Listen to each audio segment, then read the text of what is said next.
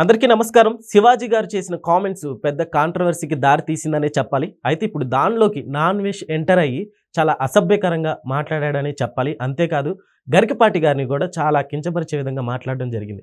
So అంశం మీద విశ్లేషణ తీసుకునే ప్రయత్నం చేద్దాం. ప్రస్తుతం స్టూడియోలో జర్నలిస్ట్ శేషరావు గారు ఉన్నారు. వెల్కమ్ చెప్దాం.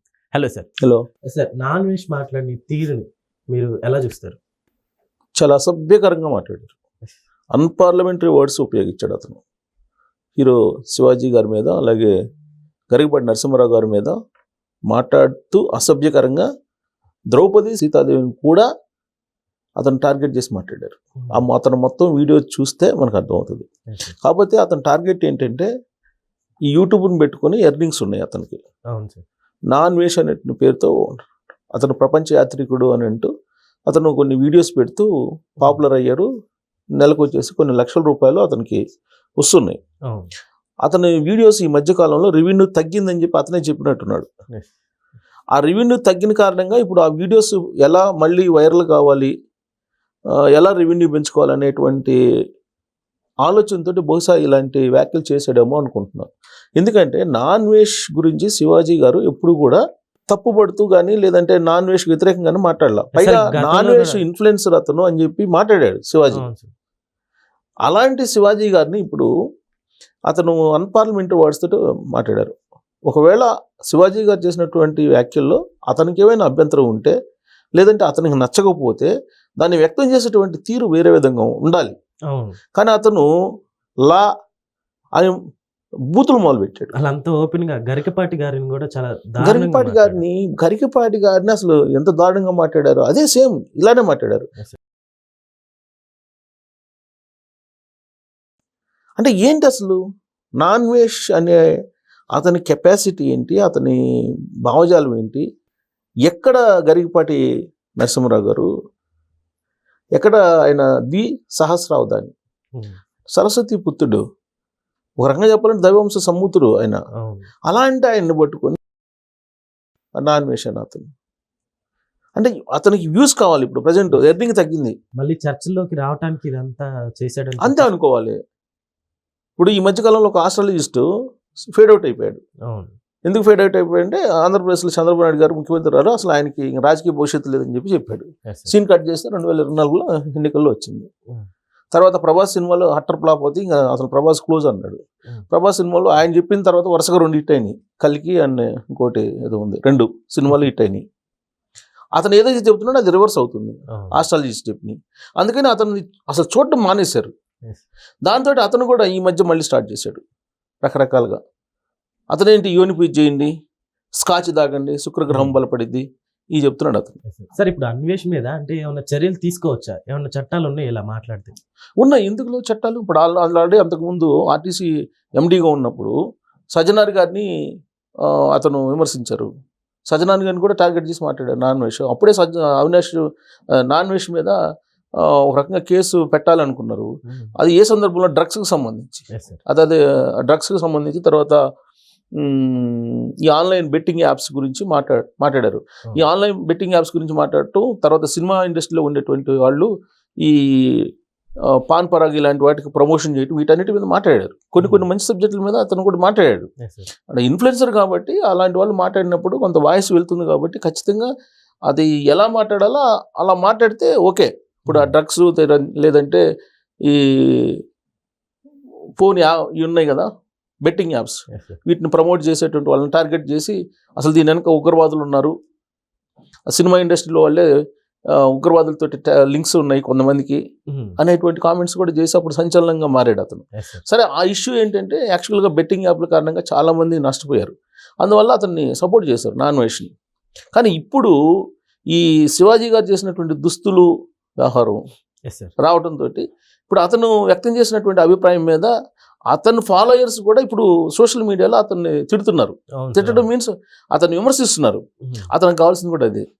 ఎందుకంటే ఫాలోయర్స్ తగ్గారు, రెస్పాన్స్ లేదు అతనికి. అందుకని అతను ఇప్పుడు అందరినీ అతని ఫాలోయర్స్ని రెచ్చగొడుతున్నాడు.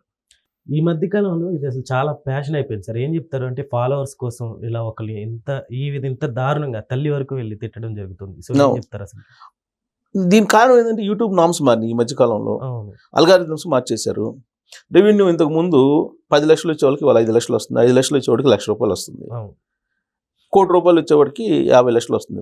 ఇప్పుడు అన్వేష్కి దాదాపు ఒకప్పుడు ₹1,00,000 కూడా వచ్చేది అని చెప్పి అన్నారు. మరి అది ఎంతవరకు నిజమో నాకు తెలియదు అంటున్నారు.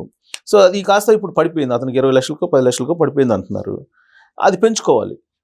ఆ పెంచుకోవాలనే కార్యక్రమంలో అతను ఉన్నాడు. అతనే కాదు, ఎవరైనా అదే చేస్తారు. ఏదో ఒక ఇష్యూ కావాలి. ఇప్పుడు శివాజీ గారి ఇష్యూ వచ్చింది, దాన్ని ఏదో రైట్ మార్గంలో తీసుకెళ్ళాలి. దుస్తుల విషయంలో ఎలా పడితే అలా వేసుకోకూడదు అనేది ఆయన అభిప్రాయం. దాంట్లో 2 పదాలని కొంచెం ఇబ్బందికరంగా మాట్లాడారు. అంతవరకు స్టిక్ ఆన్ అయ్యి ఉన్నారు. ఆయన పైగా క్షమాపణ చెప్తూ నోరు జారేను అని చెప్పి చెప్పే దాంట్లో కొంత నోరు జారేను అని చెప్పి ఆయన ఒక వీడియో కూడా పెట్టారు క్షమాపణ చెబుతూ. మహిళా కమిషన్ ఎదుట హాజరయ్యారు. మహిళా కమిషన్కి నిన్న కూడా వివరణ ఇచ్చారు. మహిళా కమిషన్ ఇవాళ మళ్ళీ అఫీషియల్గా ఆ నోట్ను కూడా విడుదల చేశారు. ఇదంతా జరిగిన తర్వాత మళ్ళీ ఇతను నాన్వేషన్ అతను తెర మీదకి వచ్చేసి దీన్ని గందరగోళంలో మార్చడంతో పాటు గరికపాటి నరసింహారావు గారిని అలాగే ఇంకొకళ్ళని వేరే వాళ్ళని కూడా తిట్టారు ఆయన. సో ఇవన్నీ మాట్లాడదు. ప్లస్ ఎక్కడ తీసుకెళ్ళాడంటే దీన్ని ఇప్పుడు అతను ద్రౌపది సీతాదేవి వీళ్ళిద్దరు ఏ డ్రెస్సులు వేసుకున్నారని వాళ్ళ ద్రౌపదిని వస్త్రాభరణం చేశారు, సీతని రావణాసురుడు ఎందుకు తీసుకెళ్ళాడు, వాళ్ళ దుస్తులు బాగలేకనే తీసుకెళ్లారని చెప్పేసి ఇప్పుడు అక్కడ లింక్ పెట్టాడు. అసలు రామాయణం, మహాభారతం, తర్వాత భాగవతం అనేవి దాంట్లో ఉండేటువంటి సారాంశాన్ని మహామహా పండితులే పూర్తిగా అర్థం చేసుకోలేరు. భగవద్గీతని అంతే. అలాంటిది ఏదో ఒక క్యారెక్టర్ తీసుకొని ఎవడో ఒకళ్ళు అంటారు రాముడు నాన్ వెజ్ తింటాడు అంటాడు, ఇంకోడు రాముడు శ్రీలోలుడు అంటాడు. ఇతను ఇప్పుడు ద్రౌపది సీతాదేవిని తీసుకొచ్చాడు. ద్రౌపది సీతాదేవిని తీసుకొచ్చి వాళ్ళ డ్రెస్సింగ్ ఏం బాగాలేదు అందుకే వాళ్ళు కిడ్నాప్ చేశారా, లేదంటే వాళ్ళని దుశ్శాసన పర్వం ఎందుకు వచ్చింది అని అంటాడు. ఎక్కడి నుంచి ఎక్కడ లింక్ తీసుకెళ్తున్నారు అంటే ఏదో ఒక రకంగా హిందూ పురాణాలని, హిందూ వేదాలను కానీ వీటిని ఏదో ఒక రకంగా తీసుకురావాలి ఇష్యూలకి. దాంట్లో ఒక సెక్షన్ ఆఫ్ పీపుల్ ఉన్నారు. ఇప్పుడు హీరో శివాజీ గారు అక్కడ మహిళా కమిషన్ ఎదుట హాజరయ్యి బయటకు వచ్చిన తర్వాత ఆయన కొన్ని వ్యాఖ్యలు చేశారు. సినిమా ఇండస్ట్రీలో తనతోటి సినీ కెరియర్ని స్టార్ట్ చేసినటువంటి వాళ్ళు టార్గెట్ చేశారు నన్ను ఈ ఇష్యూలో, కావాలని టార్గెట్ చేసి మొత్తం నెట్జల్ని రెచ్చగొడుతూ ఉన్నారు అని చెప్పి. సరే ఎవరు టార్గెట్ చేశారు ఆయన్ని, ఎవరు ఆయన మీద కుట్ర పడినారు అనేది అర్థమవుతుంది. ఇప్పుడు ఎందుకు అర్థమవుతుందంటే ఇప్పుడు ఆయన ఎవరి పేరైతే చెప్పదలుచుకున్నారో డైరెక్ట్గా చెప్పకపోయినా ఇండైరెక్ట్గా హింట్స్ ఇచ్చారు. వాళ్ళ ఫాలోయర్స్ ఇప్పుడు ఆయన వెంట పడుతున్నారు. వాళ్ళల్లో ఒకళ్ళు నాన్ వేష్ దాకా ఇన్ఫ్లుయెన్స్ చేశారంటే అతను ప్రపంచ యాత్రికుడు అని పేరు. అతను కూడా ఇప్పుడు శివాజీ గారిని ఎమ్మడబడుతున్నారంటే ఏ స్థాయిలో ఇతని మీద కుట్ర జరుగుతుంది శివాజీ గారి మీద అనేది అర్థం చేసుకోవచ్చు. ఇప్పటి వరకు శివాజీ గారిని విమర్శించిన వాళ్ళు కానీ, లేదంటే ఇప్పటి వరకు శివాజీ గారిని రకరకాలుగా మాట్లాడినటువంటి వాళ్ళు కానీ ఒక సెక్షన్ ఆఫ్ గ్రూప్ సినిమా ఇండస్ట్రీలో అనేది శివాజీ గారి అభిప్రాయంగా కనిపిస్తుంది ఆయన మాటలు. సో వాళ్ళల్లో ఇద్దరు తనతోటి కెరీర్ స్టార్ట్ చేసినటువంటి వాళ్ళు ప్రత్యేకంగా ఈ డ్రైవ్ చేస్తున్నారు, తెర వెనుక డ్రైవ్ చేసి తనని వీలున్నంత వరకు తన గ్రాఫ్ని తగ్గించే ప్రయత్నం చేస్తున్నారు. తనకున్నటువంటి ఇమేజ్ని దెబ్బతీసే ప్రయత్నం చేస్తున్నారు. నాకు అసలు సినిమా ఇండస్ట్రీ అవసరం లేదు, నాకు ఇంతకంటే పోయి వ్యవసాయం చేసుకుంటాను, నేనేదో పద్ధతిగా ఉండమని చెప్పి 4 మాటలు చెప్పినందుకు నన్ను నా మీద కుట్ర పని ఇలా చేస్తున్నారని చెప్పి ఆయన ఆవేదన వ్యక్తం చేశారు నిన్న మీడియా ముందు. నేను వ్యవసాయం చేసుకుంటాను, నాకు ఇదే అవసరం లేదు, మీరు నన్ను నా ఇమేజ్ని దెబ్బతీయాలని ఇంత పెద్ద కుట్ర పడినప్పుడు నా వెనక ఎంత కుట్ర జరుగుతుంది అనేది అర్థమవుతుంది అని చెప్పేసి ఆయన ఆవేదన చెందారు. ఆ కుట్రదారులు ఎవరు అనేది గత 2 రోజుల నుంచి ఇష్యూని ఫాలో చేస్తున్నటువంటి వాళ్ళకి అర్థమవుతుంది. ప్లస్ ఎవరైతే కుట్ర చేశారో వాళ్ళ ఫాలోయర్స్ ఇప్పుడు ఆయన్ని టార్గెట్ చేసి సోషల్ మీడియాలో వెంటబడుతూ ఉన్నారు. వాళ్ళల్లో ఒకళ్ళు నాన్ వేష్. అంటే దీన్ని బట్టి ఎవరు కుట్రదారులు అనేది మనం ఈ వీడియో చూసినటువంటి వాళ్ళకి వదిలిపెట్టేద్దాం. అలాంటి వ్యాఖ్యలు చేసిన అన్వేష్ మీద యాక్షన్ తీసుకోవాలని కోరుకుంటున్నాను.